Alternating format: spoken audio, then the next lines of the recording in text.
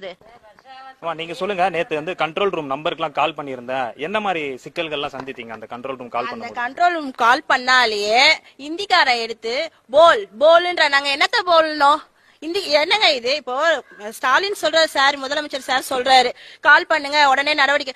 நாங்க கால் பண்றோம். நேத்து என் குழந்தைக்கு உடம்பு சரியில்லைன்ட்டு ஒரு பாட்டில் மருந்து வாங்க இறங்க முடியல, மருந்து வாங்க நாங்க கால் பண்றோம். போல் போல் போல்ன்றானுங்க, ஹிந்தியில தான் பேசுறானுங்க. எங்களுக்கு தமிழ்ல பேசினாதானே புரியும், தமிழும் கிடையாது. அப்ப நாங்க என்னதான் பண்றது? எங்க நிலைமை என்னதான் ஆகுறது? நாங்க இங்க சாவணுமா? குழந்தைங்களுக்கு உடம்பு முடியாம ஆகுது இந்த தண்ணியில இருந்து. இப்ப எங்களுக்கும் உடம்பு சரியில்லை, நேத்துல இருந்து தான் இந்த தண்ணியில கிடக்குறோம். நாங்க எங்களோட வாழ்வாதாரம் என்ன வருது? என் பொண்ணு 10th படிக்குது, அதோட வாழ்வாதாரம் என்ன? ஸ்கூலுக்கு போனோம், படிக்கணும், புக்கெல்லாம் நனைஞ்சு போச்சு.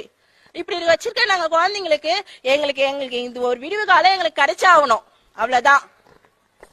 திவ்யா, இந்த பகுதி மக்கள் வந்து பல்வேறு கோரிக்கைகளை முன் வச்சிருக்காங்க. அதே மாதிரி கண்ட்ரோல் ரூம் நம்பர் வந்து வழங்கியிருந்தாங்க நேத்து, அதை பத்தி செய்திகளும் வெளியிடப்பட்டது. ஆனா அந்த நம்பருக்கு தொடர்பு கொண்டால் வந்து மொழி பிரச்சனை என்பது இருப்பதாக பிரதான கோரிக்கையாகவும் இருக்கிறது. அதே போல இந்த பகுதியில எந்த ஒரு மீட்பு பணியும் நடைபெறாததை நம்மளால பார்க்க முடியுது. இந்த பகுதி மக்களே வந்து அந்த மண்மூட்டைகள், நம்ம ஒளிப்பதிவாளர் காட்டக்கூடிய காட்சியில தெரியுது, அந்த மண்மூட்டைகள் வந்து இந்த பகுதி மக்களா தான் வைத்திருக்கிறார்கள். இதுவரைக்கும் யாரும் வரவில்லை, எந்த ஒரு நிவாரணமும் கிடைக்கவில்லை. ஒரு அவசரத்திற்கான தேவைகளுக்கு கூட அவர்கள் வெளியே செல்ல முடியாமல் வீடுகளுக்குள்ளேயே முடங்கி இருக்கக்கூடிய நிலைதான் இருக்கிறது. திவ்யா, களத்திலிருந்து முழுமையான விவரங்களை பதிவு செய்ததற்கு நன்றி சம்பத்.